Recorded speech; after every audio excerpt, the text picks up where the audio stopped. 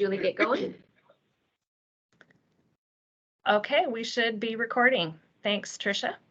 Okay, so I do want to say welcome everybody, 2022.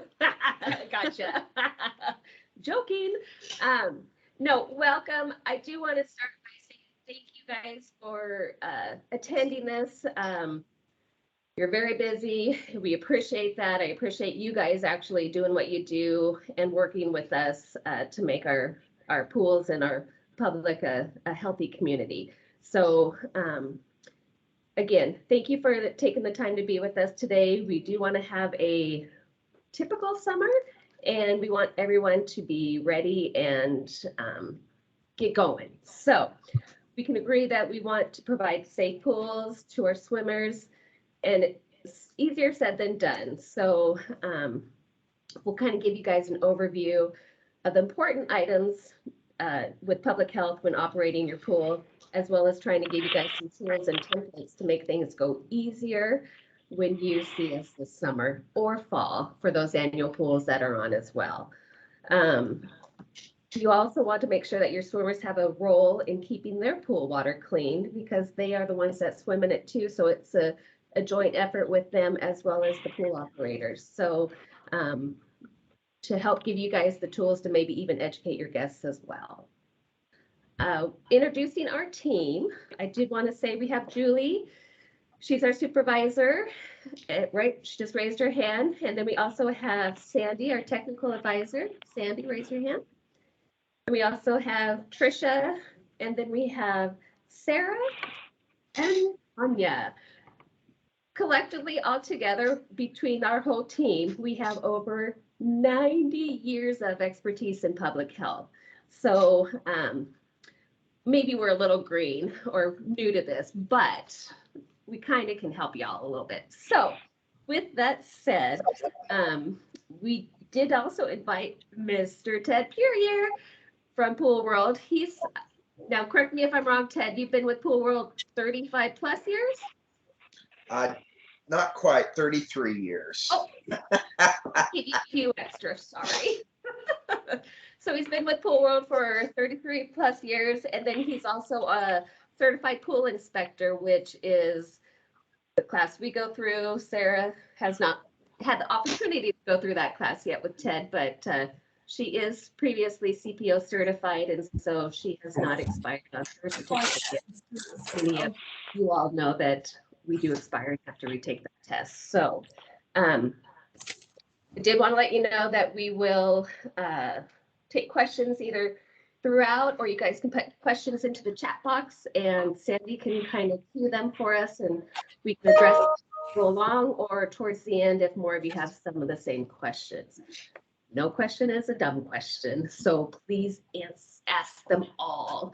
But we do want to go through water chemistry barriers, a lot of your pump room issues and things, as long as emergency equipment, main drains, and some small paperwork that we do expect you guys to uphold as well. So we'll go over violations. Ted's gonna talk about some pump rooms and issues and things to troubleshoot before you ask for that bill from, no, I'm kidding. So with that, we'll go to the next slide. Our water rec program, we actually permit roughly over 275 pools. That includes indoor and outdoor pools in Spokane County. But with that, it means that there's more bodies of water. So we have over 400 bodies of water that we actually inspect throughout the year. It's not an accurate number because it is probably over. We do have new construction, new spray pads, new pools going in. So those numbers obviously change throughout the years. But things we also do is injury and illness prevention. If there's drownings, we investigate the drownings. If there's injuries on the pool side or at the pool, we also do investigate those as well. We are actually required to report those to our State Department of Health within, well, we report to them. You guys are required to report to us within 48 hours. So those are small things that we want to try to let you guys know that are not easy to read out of our wax. So small tips to help you keep going. We also do construction, which is basically from the ground up. So we do expect plan review from piping to the steps in the pool to the finished product. So those are other tasks that we do. We also do complaints, and we consultate and help people in however we can. So next slide, please. Also, water chemistry. So what we look at for water chemistry, everyone, is we do encourage that. See, don't have any sound. Thank you. we do encourage doing the readings at least once a day, but we do encourage more if you guys are having issues, if you're trying to balance something. An extra reading is not going to hurt. But that initial reading does have to be done with a commercial test kit. We'll kind of show you some samples later in the presentation, but it does need to be commercial. We cannot allow the residential home kits. Those are not accurate readings as we have with the commercial test kits. So it is required every day, but yet weekends are things that we've noticed that people will either not do. They're not working weekends. You do need to have someone that will cover for you at that weekend. And if not, that's where we're going to kind of go into making sure that it is covered by someone. We do also encourage that you guys take your water sample at the body of water where the people are swimming versus in the pump room. A lot of times you can just take it out of the spout in the back, and we do it by the pool side, and that's where we would encourage you guys to do that as well. Also, once a week, we look at your alkalinity and cyanuric acid. So that is just one weekly test. A lot of times people will do it every Monday and be consistent, which is fine. If you guys actually have a system, have at it. But yet, just make sure it is done at least once a week. Your cyanuric acid, a lot of them in the summer will have that cyanuric acid in your pool. So that also is a reading that you do need to have. Some of your indoor pools will not have the cyanuric acid, so that's understood based off your chlorine. So, but we do want you guys to use the comment section in the far right of that log sheet. This is actually what I would call your guys' Bible. So if we ever had an incident, illness, injury, something wrong, that's what we're going to go to. We're going to go ask for your monitoring logs of the pool. We're going to ask for the certain date range, and we're going to review it. So if you just have no comments, but yet we have someone that said you had in your water, we can't help you because we don't know. It's not showing anything. So we want to encourage you guys to document as much as you can. That's going to help us. It's also going to help your partner that's covering for you over the weekend. So that way, if you're adding a lot of chlorine, put how much you're going to add. That way your partner over the weekend knows that you just added that for Thursday or Friday, so he can figure out how to balance it if need be, kind of a deal. So it just helps everybody out in the long run for your documentation. Next slide. Here's a couple of pictures of residential and commercial. Commercial on, well, my left. Is that your left? But those are the correct test kits that we would want. The one on the right, we have seen a few of those. People also have the commercials, so just get rid of those residentials and stick with the commercial, and we'll call it good. Next slide. Oh, look, and the test cells. So a lot of times your dirty test cells will not give you an accurate reading, or you may not even be able to see the accurate reading. So anytime they're dungy or blackened, please replace. And then look at that clean one on the right. Whew, looks good. Okay, next slide, please. Okay, barriers. How many of us have barriers? Pretty much everybody. Okay, you're required. So anyway, with that requirement, you guys do have to have self-closing, self-latching doors. If it, think if your little kid is running through that tiny little spot, that door still needs to slam shut, or not slam, but it has to self-close shut and latch. So those are big things that we look at when we open doors. We'll open them big, we'll open them small, and they need to self-close and latch each time. This one shows you might be able to see the little fine wire mesh. That does not, very good, Julie. Right, this does not comply as per our code for a solid barrier. So this place actually has a clear plexiglass on the back side of the fencing, and you probably can't see it very well, but it actually is covering that door handle, and a circle 18 inches all the way around is what we look at for that solid barrier on both sides of the fence too, because we don't want the kiddos to reach around to be able to push that lever to open it from the inside so they can get in, if that makes sense. We also want to make sure, you can see that little cement block down in the bottom left corner. We measure from the outside of the barrier to go up. That lever or that cement step would act as a step. So we need to make sure that the 4 inches meets that step, and then your barrier still goes 60 inches up top, which it does, obviously, because you can tell it's not with that gate height. So that's where we need to make sure barriers are 60 inches. If your door handle is less than 60 inches, you have to have a solid barrier surrounding that whole door handle on both sides of the fence. If not, that's a critical item that we look at, and that can result in a closure of your pool. So big things we do not want. If you guys change your barriers, please get them approved before you actually change so we can guide you in the right direction. I would hate to have a costly expense of having to redo a fence. They're not cheap. So please notify us prior to. If you also have windows, the windows cannot open greater than the 4 inches. Even if you have screens on the back of the windows, that window is that solid barrier to that enclosure. So it cannot open greater than that 4 inches. And what that looks at is we don't want little kids trying to squeeze through there, because they are notorious for doing that kind of stuff to get into the water to play. And again, we do measure outside of the barrier. So next slide. And then this actually comes out of our administrative code.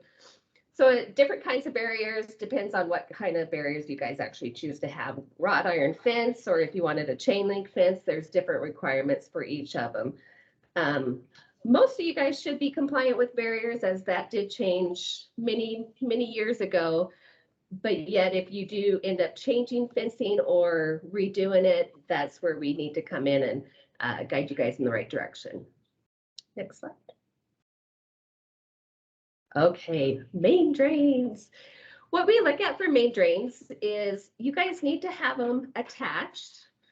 They need to be installed with the correct screws. A lot of times if you have screws that are rusting, that tells us that those are not the approved screws that go with that main drain.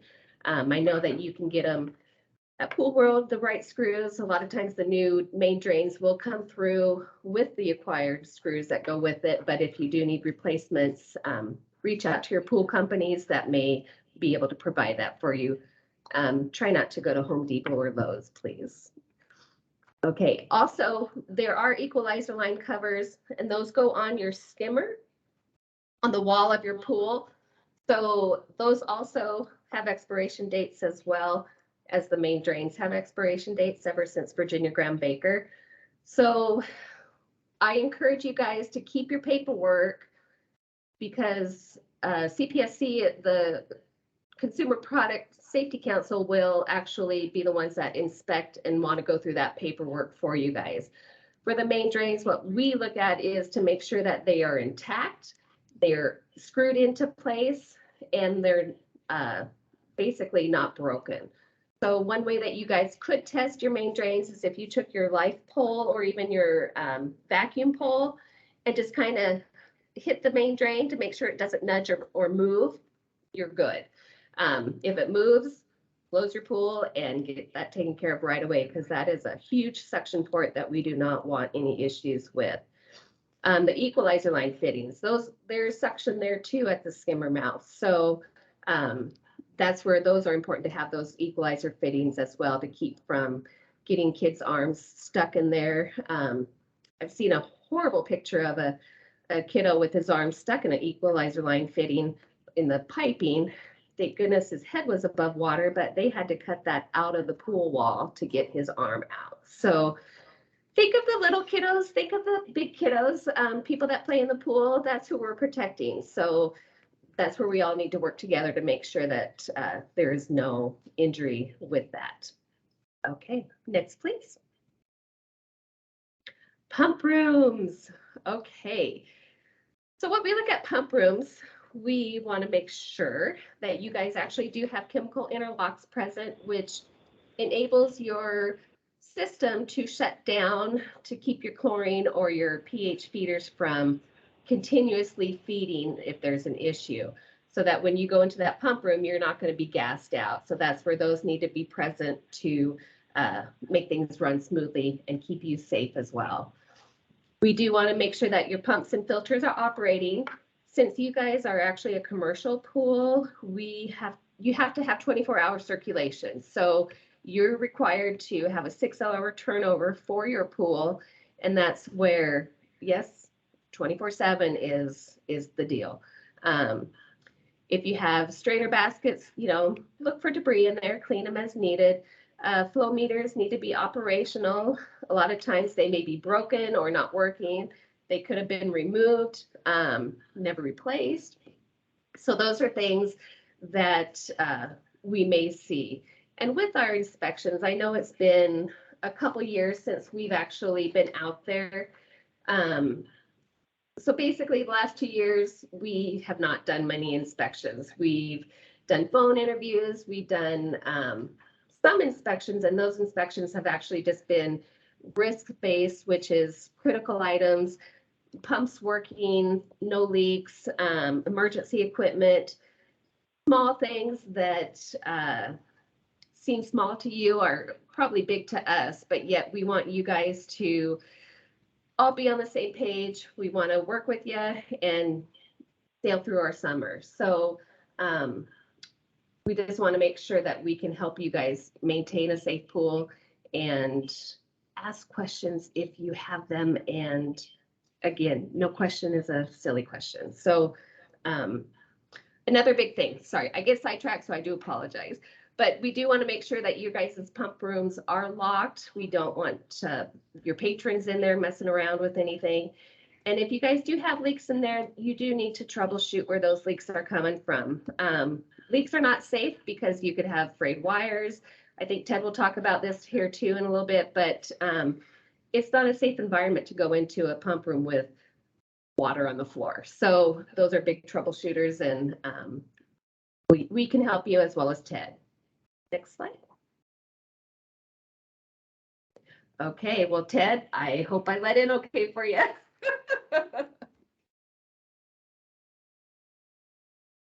Yes, great. Okay.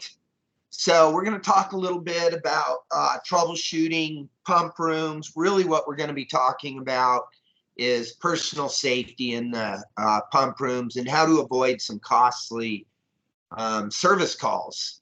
Service calls aren't cheap these days, and a lot of times they can't happen right away. So we're going to talk about a few things that may help you in terms of troubleshooting to avoid a service call and or potentially an injury or even worse, a death. So let's go ahead and we'll go to the next slide.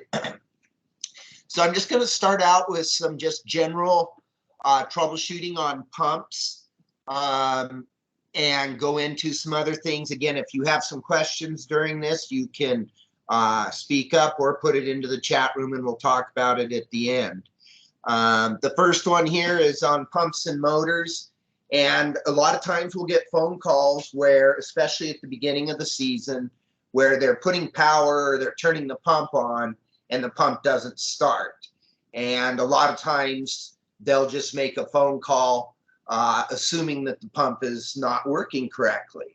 And especially when a pool is first opened, like a lot of you are doing this time of the year, there are breakers and sometimes switches to turn the pumps on. So sometimes it won't just be a switch, it'll actually be a breaker. So if the pump's not starting, you'll want to check, first of all, that the breaker's on, and second of all, that there's not an actual switch. And then if you are competent and certified to use a voltmeter or something, you could test to see if you actually have power at the motor. If you have power at the motor should be running. So at that point, if you have power, the motor's not running, that would be the time to definitely make a call to your service company. Sometimes people call up and they're saying that their motors are running very hot. Keep in mind that pump motors can run in excess of 165 degrees. They do have some safety devices built into them. There's what's called a safety or a thermal overload device. So the pumps actually have a safety system in them where if they get too hot, they will actually shut off by themselves. Keep in mind when it does cool down that it will start by itself too. So remember, if you're ever going to mess around with your pump, check that hair length pot, put your hand into there that you've always went out and shut the breaker off so it doesn't get turned on by mistake. Some of the other things that might create a motor overheating, and most of you or a lot of you have probably heard this, you walk into your pump room and you hear this squealing noise. And that typically means the bearings are starting to go on the pump. The pump could last a day, it could last a week, it might last longer, but once the bearings start to go out, it creates excessive heat in the system and eventually will cause the motor to fail or overheat, and then you would want to replace it at that point. Okay, we'll go on to the next slide. So again, one of the things as an operator that we should all be aware of is that even as we're getting ready to enter the pump room, that we're using some of our senses, not only common sense, but smell, hear, taste, feel. You know, you open that door up and you've got a different sound than normal. It's probably something that you should look into. It potentially could be a problem that could get worse and create downtime for your system. Typically speaking, probably the most common thing is the bearings on a motor if you're hearing it squealing. But sometimes you could walk into the pump room and just hear that the pump sounds noisier than normal. And that could be from what we call cavitation, where we're actually getting air into the system. Again, this would be something you would want to look at and not just let go, because if we're getting air into the system, it could mean that the pool water is low, and that would definitely start causing a problem, not only with the pump, but the heater and the chemical system and everything. So again, when we walk into a pump room, we want to make sure the very first thing we do that we're listening, we're smelling, and we're looking around to make sure that things do look normal. Okay, next frame. All right, again, pumps and motors, you can have a lot of different things go on with this. So if you're seeing bubbles coming back into the pool, that's not generally common. So you would look at why that would be going on. And that the most common things that you would see would be that clear lid on the pump. Maybe the O-ring is bad, or maybe it's cracked, so you could be sucking air in through there. Again, if you had a low water level situation in your pool, maybe the autofill was turned off, or maybe somebody had messed with it, or you don't have an autofill. That low water is going to cause the pumps to be louder because it's not fully primed up. Every now and then, what you'll also find is that weir. So at the side of the pool, we have what's called a skimmer. And that skimmer typically has one of two types of weirs. That little door thing is what we call a weir. And a number of you have those. A number of you probably also have that blue device that floats up and down inside. We need to make sure that those are working properly. They're not stuck up, allowing air to be sucked in over them. That's a very common situation when you get air in a pump. And a lot of times that could be due to people in the pool or the spa playing with that. So if you're noticing air in there, again, go and check some of the simple things, the water level, and make sure that the skimmer weir is operating correctly. Now, if you happen to walk in there and your pump is running, but there's no water in it, you know that by looking maybe at your pressure gauge on your filter, maybe your flow meter that's required. These items will tell you if you actually have flow. Just because the pump's running doesn't mean that we're getting the water from the pool back through the circulation system. So we would need to identify what is causing the pump to not get the water. And that could be many things. You could have a really dirty filter. You could have a clogged impeller. Maybe you've just been doing your spring startup and you're doing a lot of vacuuming and stuff. It's not uncommon for little debris to make it through the baskets and actually kind of plug the impeller a little bit. And you would notice that again by a drop in flow on the flow meter and a reduction in pressure on the meter itself or on your pressure gauge on the filter. Okay. All right, next slide. So the process of starting a pump and getting it full of water is called priming. And that's what we want to do. In a perfect world, we'd like to have that hair lint pot or that pot in front of the pump completely full of water to the point it almost looks like there's no water in there. But if you're not able to get it primed, then we need to find out what's going on. And to prime a pump, you typically take the front lid off. You'll dump water in there until the pot's full. You'll put the lid back on. You'll typically prime off one valve, most often using your skimmer, closing the main drain, and then turning the pump on. And after a few minutes or a few seconds to a minute or two, the pump should start pulling water in. If it's not doing that, then we need to determine why. And that could be a number of things.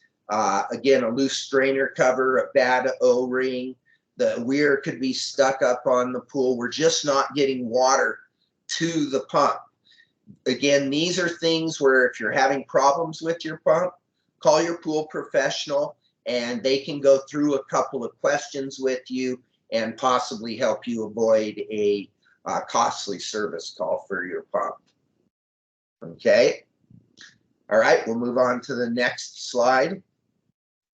One of the things that we all need to kind of keep our eyes and ears open for are what we call leaks in the pool. And a lot of the pools nowadays have automatic fill systems on it.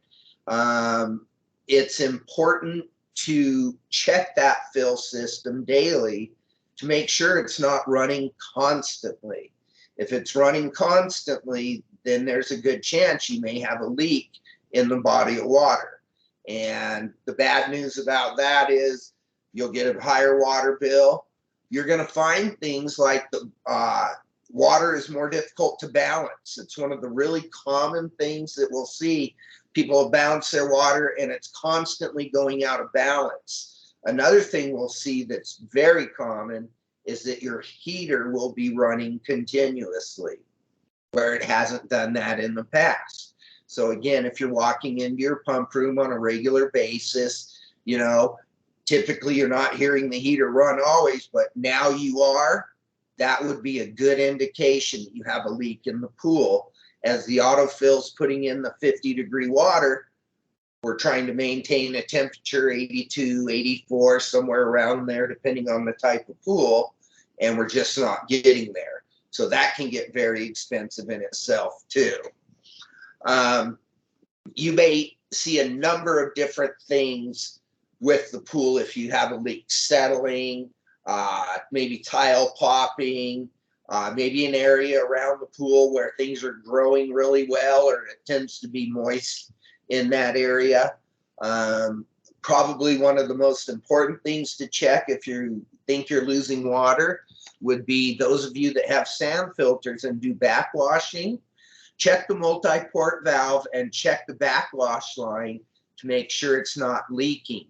Sometimes the gasket in the multi-port valve will go bad and you will leak the backwash. So you'll be losing water on a constant basis with that. Okay. So up at the top here, it says 1/4 inch or more of water in 24 hours is common for water loss in terms of evaporation. Is it warm? Is it cold? Do we have a lot of wind? Let's go on to the next slide. So let's say that we think we do have a leak.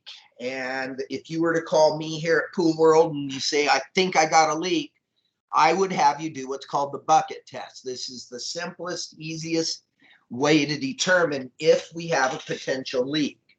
And basically what you do is you place a 5-gallon bucket on the second step. It's filled with the water to the exact level of the surrounding water. You mark it and you wait 12 to 24 hours later. You go back, and if the water in the pool and the bucket are the same height, you don't have a leak. But if the pool water is lower than the water in the bucket, then there's a good chance that you do have a leak. And to identify the leak can be troublesome, difficult. There are companies out there that do our professional services that are able to find specifically where leaks are, so you don't have to dig up a ton of area. Leaks are no fun, but they do happen, so you need to keep your eyes and ears open for that. Okay? And again, if you ever have a question on the bucket test, you can call your pool professional and they'll be able to explain that. Very simple to do. Okay, next slide. So on troubleshooting filters does not involve electricity or moving parts unless it has what's called an automatic backwash valve. There's very few of those in our area. However, when you are working on a filter, the most important thing you want to do after you shut the pump off is relieve the air in the filter. That container, that big device, is full of air. And if you go to try to take the lid off or something, it's possible that lid could come off, or that half of the filter come off very rapidly, and it could hurt or harm you, okay, or damage something in the pump room. So you always relieve the air pressure before you ever start to work on a filter. Okay, next slide. So when we talk about troubleshooting filters, one of the real common things that we'll get, I shouldn't say real common, but we hear of a number of times throughout the year, is that people are getting sand back into their pool. So if you happen to have a sand filter on your pool, they're very simplistic. There's basically a pipe up the middle. There's sand in it. The water comes in through the top and filters down to these things that you see in this slide. These are called laterals. And those laterals have little tiny slits in them that are large enough to allow the water through, but small enough so no sand goes through. If you're noticing that you're getting sand into your pool on a regular basis, that means that we have damaged something on the inside of the filter. And the most common thing that you would see would be one of these laterals would be damaged. That's why it's important when you're backwashing to never backwash for extended periods of time. We typically say never backwash longer than 5 minutes. For most facilities, it's 2 to 3 minutes. If this happens to you, it's not a real technical deal. You just got to dig a lot of sand out of that filter, so it takes time. And most of your pools out there have filters that are minimum 300 pounds of sand, clear up to 900, or some of the bigger water facilities, YMCA's, they've got 3,000 or 4,000 pounds of sand in their filters. So we want to make sure that we're backwashing correctly. And you know when to backwash, typically speaking, is when your pressure gauge takes an 8 to 10 pound increase, and then that's your time to backwash. Cleaning of the filter is really critical, because if we're not cleaning filter properly, your heater may not work, your chemical system may not work correctly, and so you'll start to have a variety of little problems that start to creep up. Okay. All right, next slide. So this one is talking about heaters. And this is just a little warning thing. It says, many items that could cause gas-fired heaters to malfunction must be corrected only by a qualified service technician, using the manufacturer's installation and operation manual for specific instructions. If you do not follow these instructions exactly, a fire explosion may result, causing property damage, personal injury, or loss of life. And I would impress that upon any of you that are working in the industry, even if it's not with a pool. If you're not comfortable and confident with how a product works, it might be a good idea to get somebody that is. We don't want to have somebody getting hurt because they made a simple little mistake. All right, next. Okay. Now, a lot of us, I'd say the majority of us nowadays, have gas heaters on our pools and or spas. And sometimes these things don't light. So again, part of the idea here is to save you a service call. Again, you go out there to fire the heater. Well, heaters, a lot of them, the majority of them run on electricity in terms of firing it. So not only do you have an on switch on the heater, but you also have a breaker that supplies power to that switch. So if your heater's not lighting initially, go make sure that the breaker is on. Make sure that the power button is on. And then one of the craziest calls we get is people saying their heater's not working, and we ask them if they turn their thermostat up. And lo and behold, a lot of them haven't turned it up. They turn it up and it fires. So, you know, just checking those things. The other thing is, at the beginning of the season, just like we are now, there's a lot of you getting ready to get the pools going, but you're not heating them right now. You're going to wait for a couple more weeks before you actually open the pool. Well, the gas line, typically speaking, is in the off position when the pool is closed. So you'll need to locate the valve on the gas line and open that up, or your heater will not fire. Okay. Some of the other things that we'll run into occasionally, if the pilot light's not lighting, low gas pressure. That's not typically an issue unless there's been a lot of construction around your area. Maybe you've done some remodeling on the facility, maybe not even specifically the pool area. But if you've added additional gas appliances around there, the gas pressure may be too low. There may be a requirement for more gas than what is being given. And Avista will love to come out and change that meter at no charge for you. So you'll use more gas. They're happy to do that. There's things here, it says water runoff. Sometimes heaters are located in an area where maybe the water runs off a roof and dumps right onto it. That can potentially create problems. Maybe there's a sprinkler that's hitting it at 4 in the morning, and by the time you're at work at 7, it's not firing, but you're seeing all this water around it. Little things like that can create problems with the heater over time.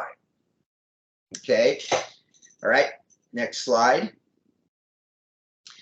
All right, a couple other little things that we'll see. Ventilation has become critical with heaters nowadays. Those of you that have heaters that are older than about 5 to 7 years, you have heaters that were designed a little bit different than they are now. The specs for heaters now, because of the new efficiency requirements, make heaters more susceptible to having issues if they don't have correct venting. So the venting is absolutely critical in the pump room so the heater can burn correctly. If you do not have correct venting, you will actually void the warranty on the heater. So it's really important if you're changing your heater out to make sure that you do have the proper venting. And there's a number of ways to achieve that. Again, you can look at your owner's manual, talk with your pool and spa professional, and they should be able to help you also. Let's say that you're walking into the pump room though, and you're using your senses, and you look over at the heater, and you can see in this one up on the top, it kind of looks like it's peeling and stuff. Typically speaking, what would cause the heater outside to peel would be excessive heat. That would mean the heater is getting too hot on the inside. And 90% of the time, that is due to improper ventilation. Okay, so we would want to check our exhaust and our air intake to confirm that we do have the right stuff. If you're not burning correctly, what happens is the gas, as it moves up into the heat exchange area on the heater, because it's not burnt all the way, it creates soot, and it starts to plug some of the internals of the heater, causing it to get hot and eventually will destroy parts of the heater. If you guys are seeing green or blue stains out in the pool itself, maybe a customer's got complaining of green hair, you really need to look at our water chemistry. Most of the heaters have a copper heat exchanger inside of them. And when our water chemistry gets corrosive or aggressive, it will strip some of the copper out, putting it into the pool. And when you have that copper mixing with chlorine in the water, it causes a reaction to make the surface of the pool look green, hair turn green, things like that. Okay, next slide. Looks like I'm going to be handing it over. I do want to just touch on a couple of things real quick, and that is how important it is to use your senses. When you walk into these rooms, you should not have water on the ground. If you do, you need to take care of that. Some of the water care products that we use, if you spill those on the ground and they get a little moisture on them, there could be a reaction. It could be something as simple as just some fuming, but it could be something as bad as a fire or ignition. So we want to keep our pump rooms clean. We want to make sure that if we have water and moisture in there, that we're taking care of it, because it's going to create corrosion. And when you get corrosion on your equipment and stuff, it starts to create problems. Pretty much everything we're using nowadays has some sort of electronic component in it, and corrosion is not good for that. A lot of times I'll walk into pump rooms and see exposed wires on the pumps. Maybe some work's been done and the wire's just kind of hanging out and hasn't been securely put in. Really important to put that in. First of all, by not securing that properly, you're going to get more moisture, more corrosion in there, and it's going to damage the pump. It's just super critical for your safety, the longevity of the equipment, that the room is kept clean. Your room shouldn't be way hotter. If it's way hotter than it is outdoors, then you may have a ventilation problem. And again, if you're not sure on any of these issues, or you do have questions, contact myself or your pool professional, and we'll go through these. We have programs where we can come out and spend a little bit of time with you and go over things. So we're happy to do that. I appreciate your time, and if you do have any questions on any of the things that we've talked about, I'm happy to answer these at the end of the seminar here. Okay. Looks like it's up to you guys now. Ted, totally appreciate it. Great information. I'm sure there'll be lots of questions at the end of the show. Yes. Okay, thank you, Julie. So chemical storage, we do like to see you guys keep your chemicals separate. We don't want chlorine and acid obviously together. We don't want liquids above powders on shelving. So take a look at your pump room. If you're storing your chemicals in there, again, go by your safety data sheets, the SDS sheets, because they're going to tell you how to store it, and they'll give temperatures. They're going to tell you the hazards of it. So as long as you're storing it correctly, perfect. It may be a totally different pump or a storage room that you're going to store your acid and your chlorine in, which is great. A lot of places do have separate rooms for those to go into the pump room to finish the circulation. So try to keep, yes, all chemicals in their original containers. When you mix, you may have chlorine, and then if you put a bucket of bromine in there, you could have issues. I mean, Ted has seen, Ted, maybe you have a good story for a bromine feeder, maybe, or something like that. You want to share?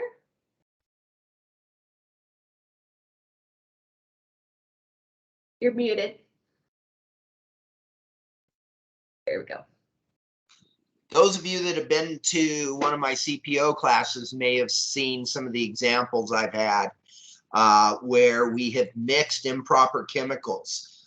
Probably the most common one that we see is somebody is mixing 2 different types of chlorine. Remember, chlorine is not designed to be mixed. Once it's in the water, it's fine. You can use any type of chlorine in the water. But if you physically start to mix them, for instance, if you're using the 3-inch tablets in a chlorinator and you go to dump in bromine on top of it, it will literally explode. I've been to a pump room where the chlorinator exploded. It lodged the tablets into the wall. And fortunately enough, the person that was in there was running out of the room, and he did end up going to the hospital because he was hit in the head with tablets and stuff. But it can be a very dangerous thing. So my recommendation, again, goes to the using your senses. If you're in there and you're doing something and something looks funny or sounds funny, just get out of there and then go back to address it slowly, potentially with a professional. But yeah, it can be very, very deadly, very dangerous and deadly. Awesome. Thank you. Appreciate that. And again, encourage you guys, lock your pump rooms, lock up your chemicals. Again, don't combine them unless you know what you're doing. We want to make sure that your floor is dry, and still don't store your soda ash or powders on the ground, because again, water can react with them and not good. So and again, like Ted said, use your senses when you're going into your pump rooms. We do as well. So if we smell strong chlorine or we see lots of water on the floor, we're probably not going to go in, or we're going to see what's going on and have you guys troubleshoot and see what's going on. So that's where we'll work with you guys to see how we can troubleshoot to get things safe in there for you as well. Do you have anything to add? No. Okay. That's All good for right. chemical We'll storage. go to the next slide. And I think Julie is going to give us some information on emergency eye washes.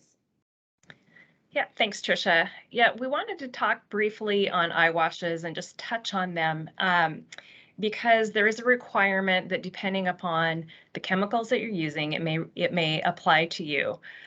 This is not our requirement. This comes from the Department of Labor and Industries, and the requirement is this: that employers are required to provide eye washes for employees who are exposed to corrosives, strong irritants, or toxic chemicals. So an exposure is going to mean, for example, working with a concentrated chemical or diluting those chemicals, maybe attaching different dispensing valves, or even doing some cleanup. Those are examples of exposures. And the chemicals that pool operators may use would include liquid chlorine, and it would include muriatic acid and maybe some other chemicals. So that eyewash requirement would apply to you. Again, this comes from Washington State Department of Labor and Industries. So it's DOSH, the Department of Occupational or Division of Occupational Safety and Health. It's not a requirement, so we're not going to inspect it, nor are we going to enforce it, but it is important to let you know about it. So how do you know if that applies to you? How do you know what the requirements are? Well, the good news is that Labor and Industries does have a great document which walks you through it. And that is the one that has the link there, and we'll put it in the chat box. It's the DOSH Directive, or DD13. So it does outline the steps that you would go through to determine if you do need an eyewash, and outlines the requirements. This is also the document that the Labor and Industries inspectors review and go by when they're interpreting what the requirement is. So it's the same thing that they're going to be looking at. So to determine if you need an eyewash, and again, the DOSH directive walks you through this, the first thing that you would need to do would be to pull the safety data sheets for all of your chemicals. You're supposed to have those anyway. They should be handy. If you don't have them, you can get them, print them out online. And when you're pulling those, you're wanting to look for the little pictograms to see if they say toxic or corrosive. And then you're looking for some key statements in there, like corrosive to eyes, or may cause permanent eye damage, or may cause burns to the skin or eyes. Those things are going to indicate that, yes, definitely you're using a chemical that you're going to need to consider whether you need to have an eyewash. So look at those safety data sheets, and then with those in hand, review that DOSH directive that you can print out, and it'll kind of walk you through it. And then finally, I mean, this is important to protect yourselves and your coworkers. And so you want to make sure that you're making the right decision, not only if you need an eyewash, but which particular eyewash to get and where to locate it. So finally, we would suggest that you call Labor and Industries. And I know the first thought is, why on earth would I want to invite L&I into my business or invite them to the party? And I know that's because that we all think that L&I only has just the inspectors, the compliance inspectors, and they're the ones who go out and issue fines. But in truth, they have different departments. And so we've written down the person who we work with. Mary is our go-to, and she's the supervisor for all the consultants. The consultants don't go in, they don't issue you fines, they're not the inspectors. Their whole job is to help you interpret regulations, help you troubleshoot, and help you comply. So we've worked with Mary for years. She's very knowledgeable, very practical, straight shooter. She's also familiar with pools. She also has worked in private industry, so she gets it. And she is our go-to when we have to get an interpretation for things that impact us. So Mary was nice enough to give us her direct line and let us pass that on to you. So a lot going on with this next slide, but this just kind of furthers the reason that we're saying, hey, it's important to call Mary. Really, eyewashes are not all created equally, and based on your circumstances, you're going to want to select a different eyewash. The overall requirements for eyewashes are that they need to be free from obstructions or obstacles, and that includes, going through a door. You can't go through a door to get to an eyewash. You need to be able to reach it in 10 seconds or less, can't be more than 50 feet away. Obviously, it has to function properly. Eyewashes have to flush both eyes at the same time. They have to be hands-free, and they have to deliver at least 0.4 gallons per minute for 15 minutes. And then it's recommended that eyewashes are tepid, and tepid would mean in between, say, 60 and 100 degrees Fahrenheit water. Obviously, you're not going to want to put hot water into your eye if you're needing to flush something out. So with these requirements in mind, if we're looking at the two pictures on the left of this slide, those are plumbed-in eyewashes. And the top one is shiny and new and compliant, but those plumbed-in eyewashes, they still require weekly testing, and you have to document that. They're impacted by corrosion, so putting them in a pump room with corrosive chemicals may not be your best option. And if you don't do proper maintenance, the one below, I'm not even sure what's going on with it. And I should say this came from L&I. This is not in a pool. But this one's seen its day. I think only one side is working. I think it's leaking, plumbed in with a hose. So again, that's a consideration on whether you want to put in a plumbed eye wash. Another option that may work for you would be a portable eye wash. And on the right-hand side of the slide, there are 3 examples. The ones on the carts, those are manufactured to be in compliance with the requirement, but they're not all created equal either. They have to be, again, hands-free. They have a minimum flow requirement. And if you just have those squeeze bottles, those are great for a supplemental eye wash, but they don't meet all the requirements, and so they can't be your primary eye wash.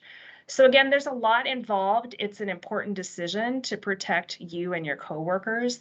So that is why we would recommend, again, looking at your SDSs, reading that DOSH directive, and then just calling and consulting with Mary just to confirm you're making the correct decision.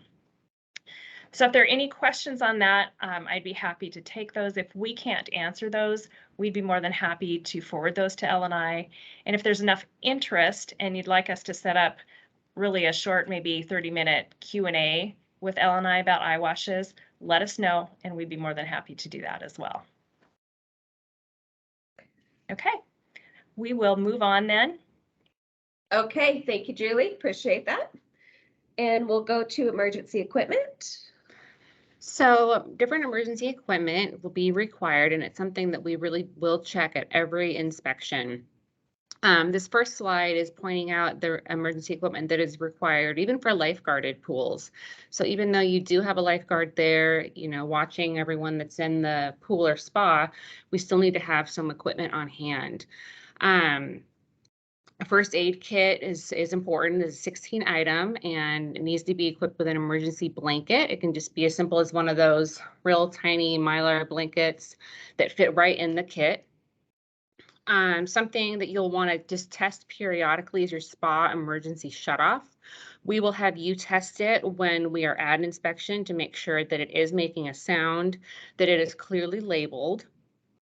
The emergency phone is another important one that we will also test. So it's a good idea for you guys to test it out periodically, make sure there's a dial tone there, make sure that it's, you know, either going to a live person. I've seen some that go straight to 911. It's also a really good idea. It's not required, but it's a really good idea to have the address posted next to the phone so that if somebody is in an emergency and calling, they're going to be asked, of course, where they located at, and they may not know, even if they weren't in an emergency, let alone being flustered and stressed out during an emergency, to be able to give that information to whoever is on the other line going to help them. What's something you wanted to add? Right, and with Sarah on the emergency phone, a lot of times some of our smaller pools or HOAs will use a cell phone, and a cell phone is adequate. It still meets the requirement of within that minute of the pool. With your guys' cell phones, make sure they are charged and still accessible and still labeled where the phone is so that your patrons can use it, as well as posting it on your pool rules sign with the location of that emergency phone. With the cell phones, because we will still call 911, and a lot of times the cell phones will not give that physical address. So piggybacking on what Sarah said on having your address available is key for that cell phone, because they're pinging off the towers. They do not get an exact address from a cell phone because most of them they're just used for emergency only. So they're not paying for that phone, so to speak. So it's just that pinging off the tower. So address, very important, not required, but strongly encouraged. Thanks Great. for adding that in, Tricia. That was a question we just had in the chat. Oh, what was the question, Sandy? Oh, just whether a cell phone can count as an emergency phone. And again, make sure it is charged, it is out there. does not get stolen, and it is written on your pool rule sign, the location of that phone, and it is marked. Thank you. Good question. Yeah, so back to the lifeguarded part, and those guards need to be equipped with whistles and have distinguishing clothing on so that everyone knows who the lifeguard is. And they are required to have their rescue tube with them. And a backboard is also required to be provided. So those are some of the key things with lifeguarded pools. Next slide. With non-lifeguarded pools, you'll see some similarities here. So the phone is still required, but some differences are you need that reaching pole, minimum of 12 feet long.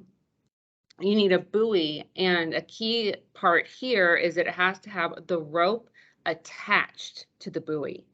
A lot of times we'll go into a pool, and see a rope next to a buoy, but it needs to actually be tied on there. So if something was to happen, someone can throw that and pull someone back in. That's the whole point there. And the rope needs to be at least the width of the pool. Again, the spa emergency shutoff, make sure you guys are testing those periodically. If you are equipped with only a single main drain, there is a requirement that you have an emergency shutoff for that as well. So if you are one of the pools that has a single main drain, please test that, that shutoff. And again, the first aid kit needs to be accessible and available for all of your bathers. Right, we've seen some first aid kits in pump rooms, so we just want to make sure they're outside of the pump room or in your clubhouse, but again, it's notified on your pool rule sign where that emergency kit is. Right, because if it's in your pump room is supposed to be locked, right? So not accessible. Right. So next slide, please. Now we're going to jump to some plan review items. So as Tricia mentioned in the beginning that we do plan review of construction, we also do plan review of remodels or different things you may be maintaining with your pool, like liners or resurfacing your pool deck. Those are some examples where we want to review them before you guys do them to make sure that they are up to code, so that when we go out to do an inspection, we know it's going to be up to code. It's an unfortunate event when somebody goes ahead and does it and it's not up to code, and we go out there and then we have to have somebody replace what they've just done. That's not good for anyone. It's an excess cost, and so just run it by us. If you are unsure, please email or call us. We are happy, beyond happy to answer and say, yes or no. Yes, we need to review this, or nope, go ahead. It's just as simple as a quick email, a quick call. Right. Handrails we would want to look at because there's certain requirements where they are placed. Remodels or additions, say you only have a pool and you're wanting to add a spa, well, of course, we're going to want to look at those plans before it is built. Replacement of barriers, as Tricia mentioned earlier, because there are strict requirements with that, we want to make sure that they are within the required parameters for those barriers, as far as the handle, the height, the width of the fence, all of that. So, yep. Next slide, please. So another thing that we do plan review for are different activities that may be outside of your normal daily operating of just having an open pool or spa. Some people like to serve alcohol periodically. If you're going to serve alcohol, then that automatically requires that a lifeguard is there at all times. Birthday parties where you're inviting the public into something where it wouldn't normally be, and you wouldn't normally have a lifeguard, you're going to have a lifeguard there. Special events, some pools have done dive-in movies, which are great, fun idea. We just want to make sure it's done safely. Changing of the pool enclosure, you want to put food out there, change the decking, adding a barbecue. Great for us to know and just help you along to make sure you're doing it safely and up to the administrative code. Anything else you want to add there, Tricia? Right, and a lot of times the seasonal pools like to, or they may want to stay open past dusk.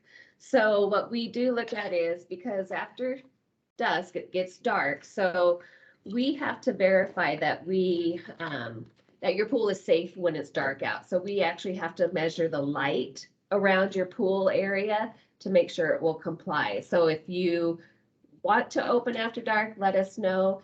If you close at dusk, power to you. So not a problem. Next slide. Great. So here is our required signage. You guys are supposed to have these signs for your pool and your spa within a viewable distance for all of your patrons. You can get these at some of your local pool supply stores, and we also carry examples with us, so we will compare these to what is being displayed at your pool or spa. And if it's missing items, we'll note that on the inspection report and give you guys one of these samples so that you're able to comply with everything that's on here. Some of the differences with the spa is that you do have to have the maximum user capacity, and you have to fill that in there and just write it in. The pool, you don't have to have the maximum capacity. Other things to fill in there are the location of the first aid kit and the location of the emergency phone. So please make sure that those are filled in and that they're filled in with the correct location. I've seen a couple times at inspections where they're filled in, but it's the complete wrong information. So not helpful there. And the text size does have a requirement to be at least 3/8 of an inch. So it can be larger than that, but it cannot be smaller than that. And I also want to add that if you want to have additional rules that you guys have for your pool or spa, that's fine, but you have to have all of these as well. This is your baseline. And if there's any questions about adding anything or whatever, please feel free to ask us. Right, and if you guys do have to add something, so let's say that you're missing the age requirements. You, where was I going to go with this? Here's my brain moment. We want to make sure that you guys, with the age requirement, it is posted in there, as well as we'll talk about user notification that has to be posted before they get to the pool. But if you guys actually do not have everything on that pool rules sign and you add additional stuff to make the rules verbiage correct, keep it all in that same area. So don't put your pool rules over here and then you have to add the age requirement and you put it over on the other wall. Keep pool rules together, spa rules together if you're having to add more verbiage to be compliant. Okay, thank you. Perfect. Next slide, please.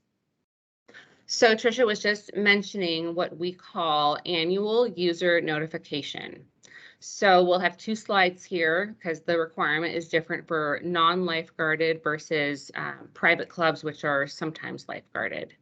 So for non-lifeguarded pools, limited use, some ideas of having these 2 statements at the bottom here about the age requirements are on a room guest directory, posted on the room door, front desk, in a newsletter. It needs to be posted somewhere where someone is going to see it before they even think about going to the pool. Posting it on the outside of the pool door is not acceptable, and it does need to be written. Verbal is a great addition, but it does have to be a written statement. So that's why why these are some of the examples there. And it's just really important because I don't know how many times I've heard where, motels or hotels are having problems with parents just sending their kids down to the pool where they're, 10 and they're unsupervised. It's not safe.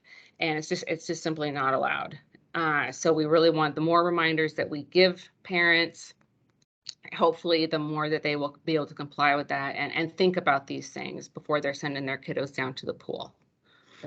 And you guys have every right to kick them out. It is your pool, it's your permit, it's your liability. So if you see those younger kiddos in there, you are doing the right thing by asking them to leave and wait for their parents. So don't feel bad about that by any means.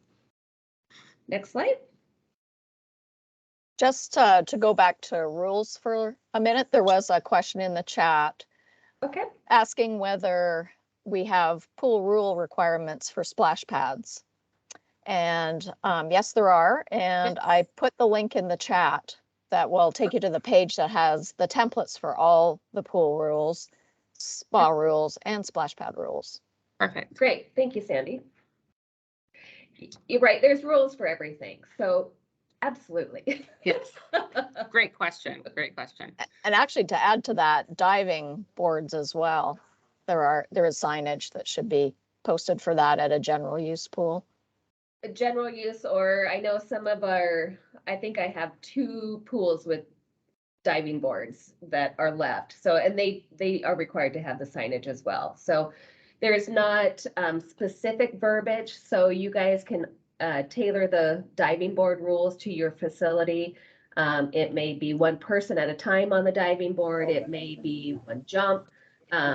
Use it depending on your pool, as well as diving boards are a liability issue too. So some people may have to consult with their attorneys on that for their insurance purposes. But correct, Sandy, on the signage for diving boards.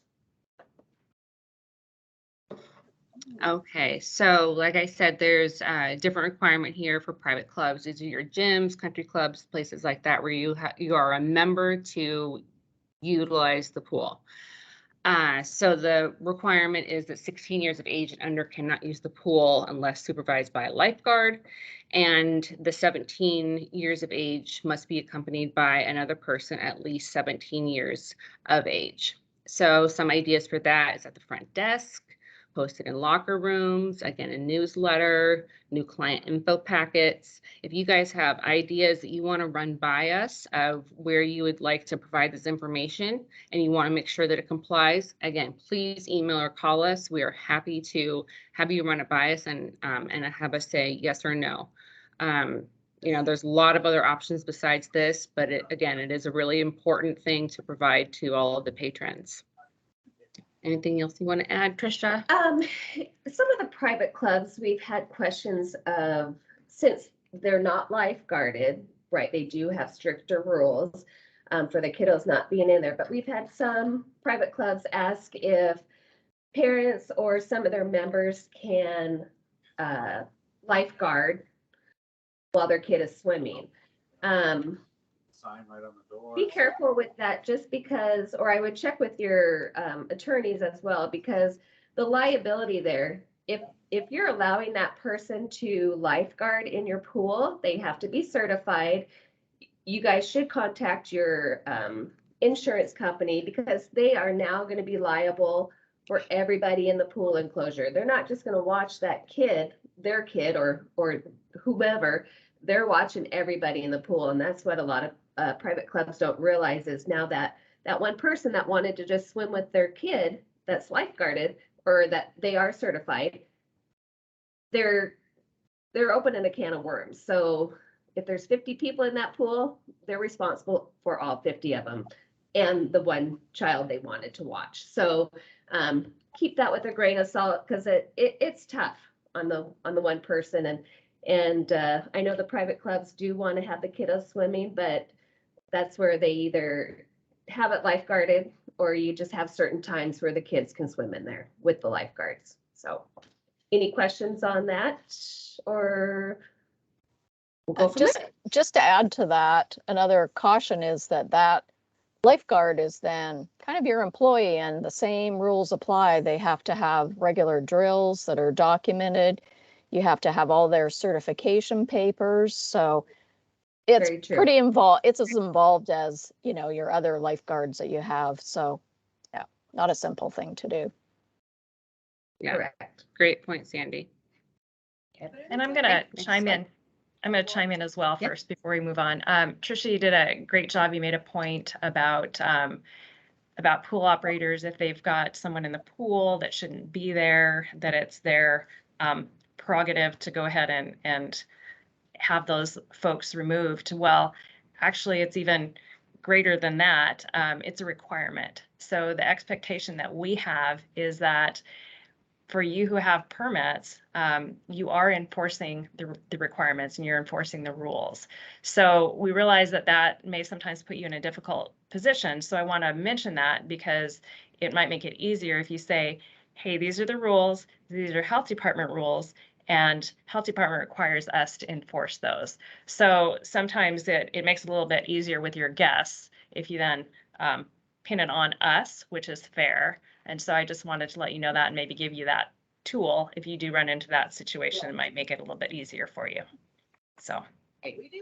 Definitely. And I've told people that before, just blame it on the health department. You know, it's our rules. If they have questions, we are more than happy to answer any questions that you guys may get from the public about that. Absolutely. Great. Good. Thank you, Julie. Yeah. Okay, so some record keeping. These are items that we will be asking to see. Nothing new here. These have all always been regulations and things that we would check. So the daily monitoring, like we discussed earlier in the presentation, about your readings of your disinfectant, your pH that you're doing at least daily, if not more. That you're doing your alkalinity and your cyanic acid at least 1 time a week. We ask that you guys keep these, well, we don't ask, it's a requirement, that you keep them at least 3 years.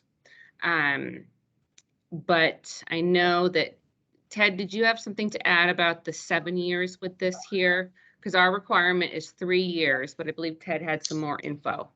Yeah, the other thing is if there was ever an injury accident or something, that those records are supposed to be kept for up to 7 years. So while the majority of stuff is 3 years, you may have to keep it 7 years if there was an accident. So keep that in mind. You want to have that stuff around if needed. Great. Thank you. Yeah. So an operations plan is also something that we will be asking to see. An operations plan is basically how you are running your pool. Some examples of items that would be in there are, what do you do in case of different emergencies? What records are you keeping? What are the duties and responsibilities of all of your personnel that are, operating and working with the pool? What are your cleaning protocols? What are your protocols for fecal accidents, and et cetera? So basically, those are just some of the things that we would be looking for in that operations plan. And we will soon, if not already, I believe it's almost ready already, but we will have a template for you guys that shows, a nice complete operations plan. And again, if you write one and you want us to take a look at it before an inspection, great. We're happy to look at that for you, critique it, say, yay or nay, or add this, or, we're more than happy to help with that. And like I said, we will have a template for you to use that we can hand out or email to you for you to utilize and make yours from. We ask that you keep the user notification that we talked about in the previous slides on hand, just keeping a record of that and how you're providing that information to your patrons. All of the rules that you are required to post, keep record of that.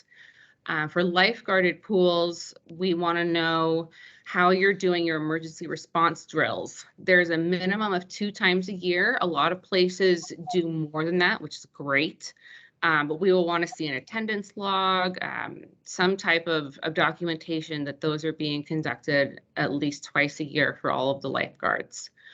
Also at lifeguarded pools, we will ask to see all of the current certificates. So make sure that all of your lifeguards are renewing, every 2 years and getting that certificate up to date. If there's any injury or illness, you are required to report that to us within 48 hours. And we do have a link to a form that you guys can just use, so you don't have to create your own. But any major injury or illness must be reported to us. And you'll definitely want to keep records of all of those as well. Anything to add there, Tricia? Doing really good. Nope. When you guys do your record keeping though, and doing your water chemistry, I would just encourage that you guys do that first thing in the morning before you even open your pool. That way, if you have to troubleshoot, you have some time to troubleshoot before you open the pool. And that's where I also encourage the documentation piece. So if your chlorine is low, when you get there at 7 in the morning, write that you are increasing the chlorine. Tell me what you're doing in the comment section. And then I want you to recheck it before you open the pool to make sure that you're within the correct ranges of the chlorine for your pool, or the pH, whichever issue you were having. So, but again, do that second reading and then write the comments of, obviously, if your chlorine's at 3, pH at 7.5, you can open your pool. And then just maybe say that you opened it at 9 o'clock instead of 7 when you took the first reading, kind of a deal, just so that we know. Because we want to work with you guys to where if you have an issue, we're going to get the calls and the complaints from the public. So what are we going to do? We're going to call you and we're going to ask for your log sheets. And if your log sheets are empty, we can't help, so to speak, defend you. But yet if they're full and everything looks good, I don't want you to fib on the good part, but if everything is being documented correctly, I'm going back to that complainant and I'm telling them, hey, this pool appears to be compliant and I'm not seeing any issues, and here, then we go from there. So I would rather back you guys that you're doing your job instead of the complainant, which is probably a upset resident or a unhappy customer that's going to find anything to complain about. So I'll get off my soapbox, but please document and use that comment section. Yeah, it is important. And like Tricia said, it gives us the opportunity to back you guys up, show that you're doing your due diligence. So it just gives us all that more ammo to be able to appease whoever may be complaining, and give them evidence that you guys are doing what you're supposed to be doing. And also testing, like Tricia said, before you open, it's great because you want to make sure that your pool is, up to snuff before your bathers are getting in there. That's the whole point of all this is for the health and safety of the bathers. So let's make sure that it's good water chemistry before they're even thinking about jumping in. And to test again, poolside, not in the pump room. Yep. So Always. that's where they're swimming. Yep. All right. Okay, next slide. Okay, we have a question in the chat regarding inspections and reports. It says, do you provide a written report following an inspection? Is it a hard copy or sent by email? And can you provide a sample copy? Well. 3 questions. Yes, great question. Yes, we do provide written reports and we do email them to you. So we do verify your email address when we're on site doing the inspection. We do grab a signature from you now. I know we were not earlier just because of previous issues for the year, the years past. But you will get a report. We can email it to you right there, and so that we can check to make sure that you got it at that inspection when we leave. So absolutely, yes. Yeah, but that's from the pump room. And then as far as an example, I'm not sure. What do you think about if we can provide an example? An example would really be our inspection report, which we do have a link on our website for what our an old paper report looks like, I believe. Is that right? Julie, is that correct? Do we have a sample on our website of what an inspection report looks like? If we don't, we can certainly pull one and send it out to Yeah. everyone. That's a So, great idea. Yeah, I don't that's a great think idea. we have a current one. Okay. Yeah, we could do that. And I'd also like to add that we will also go over the report in detail with whoever we're speaking with at the time of inspection, before emailing it to you. Absolutely. So it gives you a chance to ask any questions, for us to explain exactly, what we found, or whatever it may be. So we'll definitely go through that, and please do not be afraid to ask questions. Do not be afraid to ask, where that regulation is. If there's just ever any question, we're happy to give you the reason for that regulation, and discuss it with whatever you may have. Perfect. Speaking of questions, we have another question, and it's a pool testing question, water testing question. Is the color Q tester compliant? So I guess they're asking compliant with the regulations. Is that the electronic one? I believe that's what they're asking. Okay. I would, and correct me if I'm wrong, but I would have to double check because we do have in our regulations the requirements of the testing equipment as far as its accuracy, how accurate it has to be, and also what range of measurements that it has to take as far as parts per million. So we would have to look exactly at what that device measures and how it measures it, and compare that with our regulation. Correct.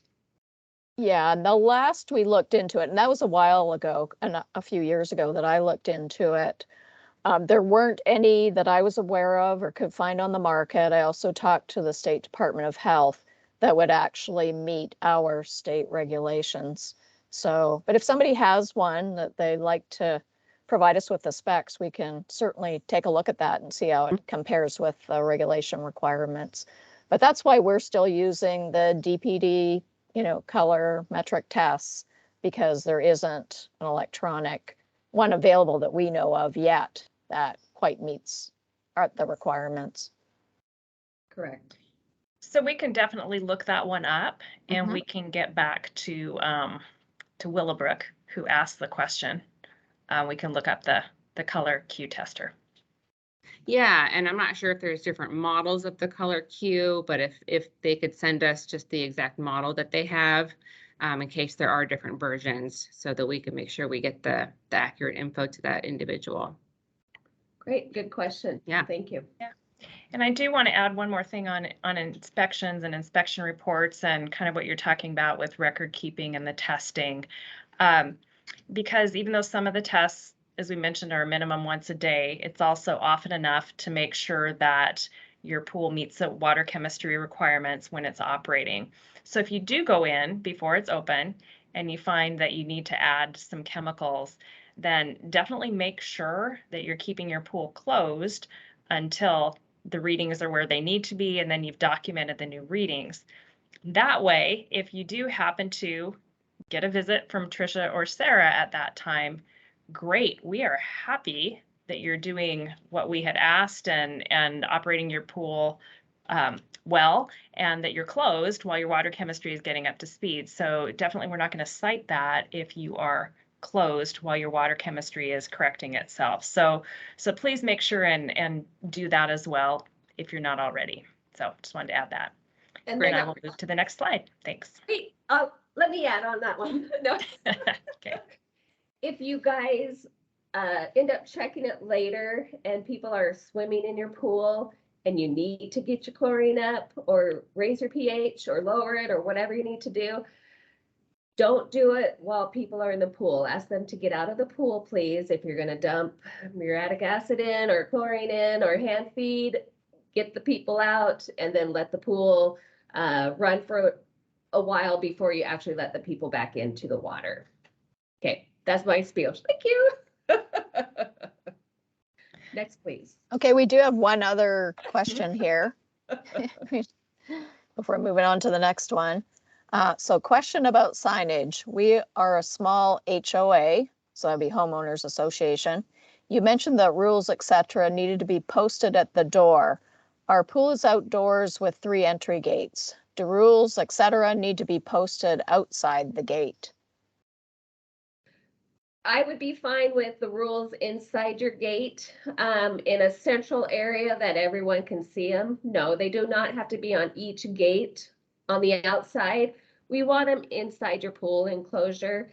And what we want is a user notification, which is before they get there. And that's through, right, your HOA. So you may be able to send out a newsletter. You may have a bulletin board in a common area that you can post the user notification rules at, but that is the part that's before. But in your pool enclosure is the requirement for the signage. And if you have a big pool, 2 signs might be adequate. If you have a smaller pool, have just 1 sign inside is compliant. Hope that helped. Was that, who was that, that did that, Sandy? Who asked that question? Rita asked that question and she That was says, Rita. thank you. Was it Rita? Oh, Was it Yes. Rita? Yes. And we have the information for the color Q tester, so we can look into that. Thank you. Oh, great. Awesome. Okay. Okay, thank you. Next slide. And thank you for all the questions. So keep them coming. yeah. All right, so just some other consideration for environmental factors where it could be important to close or just be mindful of some of these things. We're about to embark on wildfire smoke season. Hopefully not, but we all know it probably will hit us. So being mindful of that air quality, and if there's an advisory for people to not be outdoors, maybe shutting the pool down. If there's an electrical storm, definitely don't want people in the pool. Fog could maybe, be an issue with visibility. So that's a big safety risk because then we can't see the people in the pool. Other people can't see each other. Power outages, definitely a biggie because nothing will be working. Boil water order where maybe your water source is contaminated. So you'll need to close your pool at that time. So just some other considerations. Excellent. Next slide, please. So we wanted to provide some information on some common things that we have seen at inspections that are not compliant with our rules and regulations. I'm not sure if we want to go over each one of these. I will point out that the ones in yellow are critical violations that can result in a reinspection fee and possibly even a closure of that pool or spa. So all of these are just common things that we have seen that, are usually easy fixes. So just some good things to be checking. Your flow meter, make sure you got one, that it's it's not missing, that it's not broken. Make sure that little bobber in there is bobbing, and that you can get a reading of the gallons per minute. Adding makeup water to a pool with a hose, we don't want to see that. If your feeder is broken, we don't want you hand feeding to be your regular practice. Get your feeder fixed. If you're needing to shock the pool, hand feeding is an option. But if your feeder is broken, you just need to get it fixed. The biggie, like we talked about earlier, the main drain being cracked, missing or off the ports. That is a huge danger for your bathers. So really keeping an eye on that and maybe being that one of the things you check daily. We don't want to add tablets or granules in the skimmer basket. That makes that accessible to people. They can easily take those skimmer basket lids off, and a child could, play with it or put it in their mouth. We definitely do not want that. As we talked about before, we've been seeing a lot of emergency phones that should have that dial tone not working. And that's again, it's a really important thing to have out there in case, something does happen. Really need to have that spa pump alarm operable. It must shut the pumps off, be clearly labeled, and make a nice loud sound. So those are just some of the common things that we've seen. So if there's any questions about any of those now or in the future, I'm going to keep hammering it into you guys. Please ask us questions. We do have a question, Sarah. Since you asked, you shall receive. So the question is, how do we add water without the hose? Well, a lot of the pools actually do have autofill. If you're an older pool, I encourage you, yes, you would need a hose, but we don't want the hose nozzle in the water. You need to have that air break so that the hose will just water your pool, so to speak, and do it when there's no one in there, because that can create a tripping hazard. Kids may suck on the hose. I mean, do it when no one's in there if you're using a hose, if you don't have the autofill with your pool. Yeah, and again, having that air break, so you're standing there putting it in, not just leaving it in the pool. Correct. So it's not a backflow issue of contaminating the water system is Correct. basically what you're saying. Yep. Good question. Yeah. If there's no more questions, then we'll go on to the next slide. Oh, I think we Oh. have another one. Oh, okay. Oh, I see a We- hand. Yeah, we have a kiddie pool, which we fill with water from the main pool. Is this okay? It is filled and emptied every day. Is that Deer Park? No. I don't know. It's Will asking. Right, which I'm assuming. Oh, Chester Hills asking. Oh, okay. Right, your chlorine, right, it should, you're still gonna have to test your wading pool, and that will be, you're gonna have your pool water higher since you have the wading pool. So your minimum is gonna be 3 parts per million for chlorine for that wading pool. Which it's been plumbed that way, right? There's nothing we can do to change it, obviously, but just you have to make sure that you keep your water levels up higher since you have that wading pool. Or the disinfectant level Or, is yes, what you mean, thank you, right? thank you, Yeah. Sandy. And I think we do want to clarify that this, for the group, that this is a pool, a well-established older pool that was constructed a particular way. So this does not mean that this is a pool operator who is getting a little blow-up kiddie pool and filling it and emptying it every day. So this is all within their enclosure. Thank you. Yeah, I didn't want to say you were old, but yeah, 1958. So yeah, so it's a concrete pool. It's all within Yeah. the same enclosure. Basically a wading pool. Yeah. So, okay, thanks, Will. All right. Yeah. And the same thing even with some newer facilities. We have one that has a slide and a splash pad recirculating on the same system. But again, the chlorine level has to meet the highest requirement. So that's really the main issue, just making sure that both will be compliant with the requirement, because it does vary. A wading pool is a higher requirement than a swimming pool for obvious reasons. Yep. Good question. Thank you. Okay. All righty. So kind of piggybacking off the last slide, these are just our top 10 violations that we've seen over the past few years. They do go in order, and the yellow ones are, again, critical items that can lead to a reinspection, which comes with a fee and or a closure. Making sure those disinfectant levels are within the correct ranges, depending on, which type of disinfectant you're using and which body of water.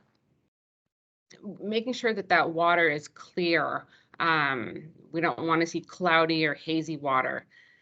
We'll use one of the Soji discs to make sure that we can see that at the bottom of the pool. We'll also make sure we can see our main drains. But just making sure that's nice, clear, clean water. pH, it's another biggie. If it's too low, if it's too high, can result in a reinspection and or a closure. And, oh, go ahead. Well, no, I was going to emphasize on the water clarity, right? And you guys may have issues starting off, so that's kind of a biggie. Water clarity. I mean, we've had drownings with water clarity on the west side of the state. Thank goodness not here recently for water clarity, but that's very important. If your water is milky or hazy, keep it closed until you can troubleshoot what's going on to get that water clear. Call your pool company. They may have suggestions for you to work through making that water clear for you guys. So, and like Sarah said, we do have Sichi discs, which are red and black discs. If you guys do not have them already, certainly let us know. We'll get you one when we're doing your inspection. But those are great items to use to see if your water, if you can keep your pool open, because those are things that we will actually use to see if we keep you open as well. So those are, we'll get you guys those at your inspections if you do not have one, or if we remember. So make sure you hit us up for those. But I just wanted to emphasize water clarity is a big deal, and that that's where a lot of times your drownings could occur. So we do not want to go there at all. So thank you. Another thing I just want to emphasize with these critical closure violations, I think Julie mentioned earlier that if we come to do an inspection and you are already closed due to your disinfectant being low, your water clarity not being up to snuff, your pH being too low, too high, that, you know, kudos to you guys. That would not result, correct me if I'm wrong, in a reinspection fee. That you're doing what you're supposed to be doing, and we really appreciate that. It really shows us a lot. So I just wanted to emphasize that. Absolutely. Right. We may, right. We honor that your pool is closed because you are doing the right thing. We may still do a spot inspection based off of what's going on. So we could still incorporate what you guys may be troubleshooting at that time. We could discuss things, you know, hit things off of us and see if we can help each other out is what we want you guys to get out of this too, because we're learning, you're learning, we're all learning together. You may have something better than we do, and we may have heard of a story that worked well for someone else that we can give you guys to help troubleshoot things as well. So we just want to work with you guys and make things as smooth as possible to have a health and safety summer this year. So Yeah, just think of us as another partner, another, you know, tool in your tool shed to help you guys keep a healthy, safe, fun pool. You know, pools are fun. They are a lot of fun. I love swimming, and we just want to be another resource for you guys. absolutely. Great. So back to the slide. The ones in white are still important, but they're just not one of our critical items. They are just common ones that we've seen. Like we talked about before, the signage, it's either lacking required elements. It doesn't have those fields filled out with the bather, the maximum bather load, the emergency phone or first aid kit location, or it's just missing. Sometimes, you know, it's just not even there at all.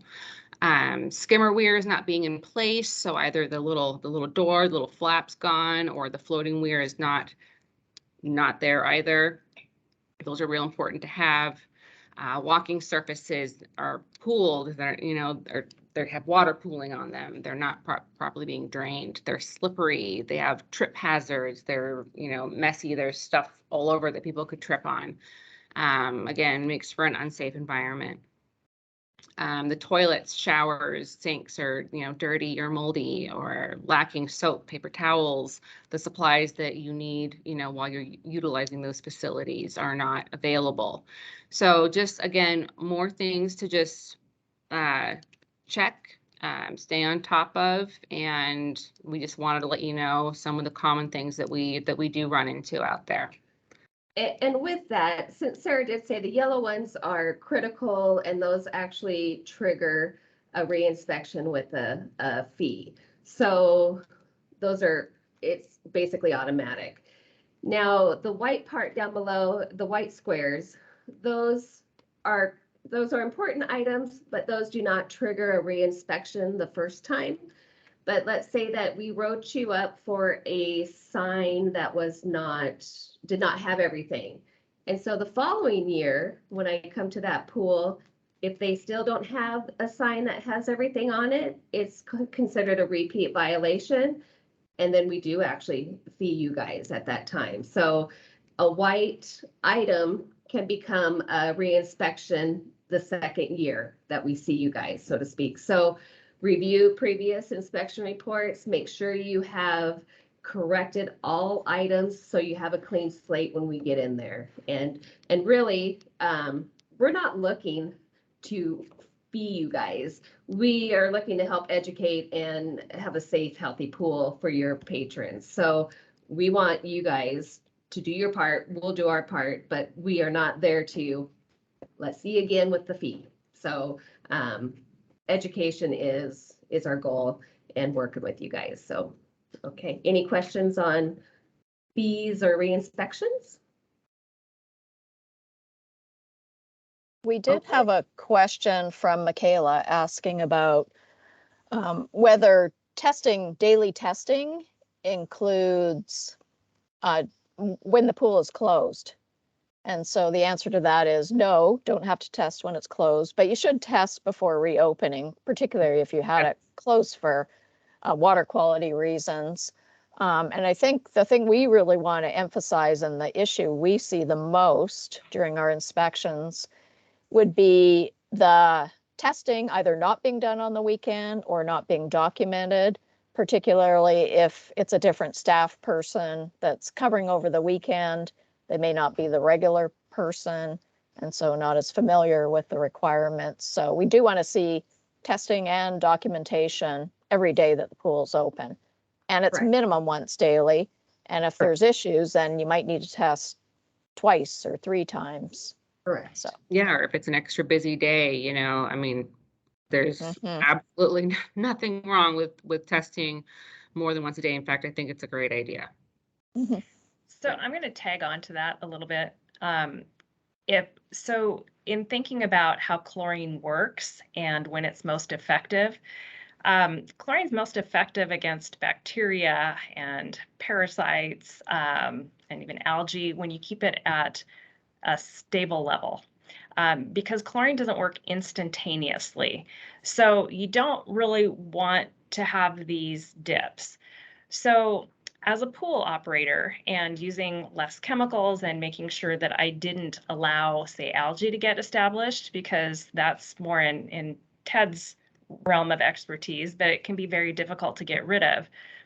I'm not going to want to skip my testing if I don't have to skip my testing. So if you've kept daily log sheets and you know that if you miss a day when you're not open, that your water chemistry is going to be pretty stable, I think I would be, as a pool operator, comfortable with that. But to just routinely be open, maybe periodically, and maybe be closed a week and not test, then you're setting up your pool to work harder. Your chlorine may not have opportunity to kill everything that it needs to kill. So you're just setting yourself up for a little bit more of a difficult ride with your pool. And that's not really how pools are designed to operate. You want to maintain really consistent water chemistry. So please, even though the requirements don't require you to test when you're not open, just really keep that in mind. So just wanted to add that back end into it. And to add on to that, oh, sorry, go ahead. No, go ahead, because there's another question, Sandy, that you can go on to after that. Sure. I was just going to say that when you do close your pool, you want to make sure that you add that to the log sheet and then add any corrections that you had to make or why you had it closed and what you were doing. So definitely want to have that detail recorded. Absolutely. Yeah, and there is another question. Just asking if we need to continue with COVID requirements, i.e. social distancing, limit number of persons in the area, etc. And that's from Rita. And no, the State Department of Health no longer has any COVID restrictions for pools. So currently, no requirements. We'll let you know if anything changes on that, but haven't heard anything. Things are fairly stable around the state. We'll just have to see maybe in the fall if there were a large increase in cases, then there's a possibility, but nothing that we know of or really expect in that regard. But thanks for asking. Good question. Because it hasn't gone away yet, totally, unfortunately. So here we just wanted to offer some resources. We will be, I believe we're going to email this presentation out. So these are usable links. Our website, the one on my left with the life jacket, we have a lot of information on there. We have the regulations, we have lots of different handouts, we have the rule sign templates, we have information on barriers, information on the user notification. There's just a lot on there. There are really great resources for pool operators. And then on the other side, we wanted to point out that Taylor Technologies has some really great training seminars, little webinars on water chemistry, on testing methods, on just different stuff about operating a pool. I've done some myself, and they're great. They're not super long. They're usually about an hour, and they're very informative and very useful. So we just wanted to point those out and give you guys more resources for operating your pool. Great. Next slide. So that is our presentation. Thank you so much for your time today. Thank you for joining us. We hope that you all learned something. We're going to open it up for questions too. So if anyone has questions now or in the future, our contact information is up there. That is our phone and email. So like I've said 100 times, I will say it one more time, we are here for you guys. We're here to answer questions. Please do not be afraid. We're nice folks here at the Health District, and we want your questions. We love when we hear from you guys. So please utilize us. So any other questions, please put them in the chat, raise the hand.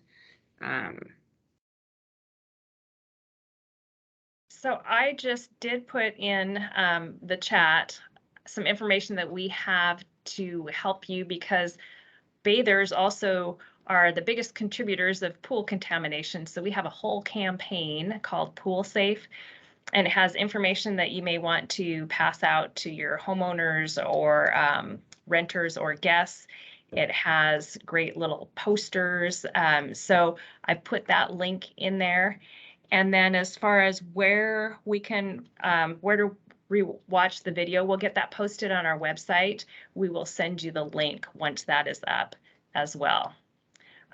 So Sandy, can you pretty quickly put the link to our pool homepage in there in the chat box before we're out, so everybody just has that link as well?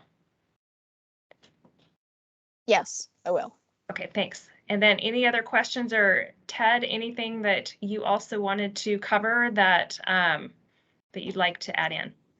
No, I think you guys did a great job, and I'm sure there'll be questions and stuff, and I'm always available to help also. So please feel free to contact me at Pool World if you're interested. Yes, thank you, Ted, for great presentation. So thank you for your knowledge and resource for us. Appreciate that. Yeah, thank you, Ted. I even learned a lot too. You were great, very helpful. Well, this is great for everybody, and like you guys, just to reiterate, training, you can never get enough training, and I learn from my customers just as you do, and I think we're all aiming for the same thing. We want our customers and clients to be happy, and we want our pools and spas to run as simple as possible. Absolutely. You nailed it on the head, exactly. Yep. So we love working with all you folks. We realize that you're not given enough time in the day to really operate pools. Everyone thinks it's easy until you get in and do it, and it's not. So we really do appreciate you, and we feel very fortunate to work with the operators that we get to work with in Spokane, because not everybody has that. So thanks to all of you as well. Right. We do. We appreciate you guys. And like Sarah said, we even appreciate, call us with the question. If you think it's a silly one, hey, I've done worse.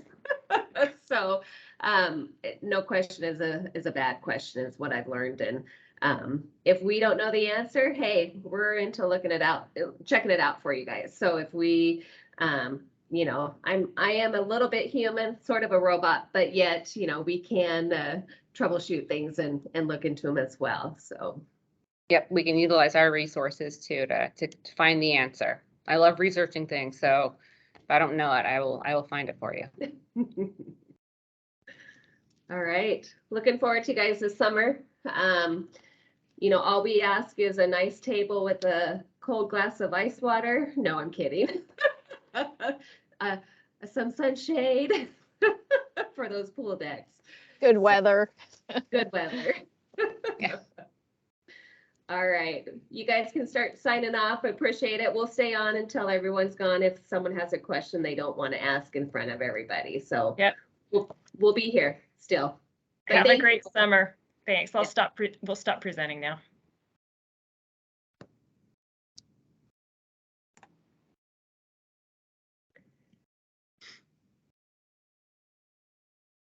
you.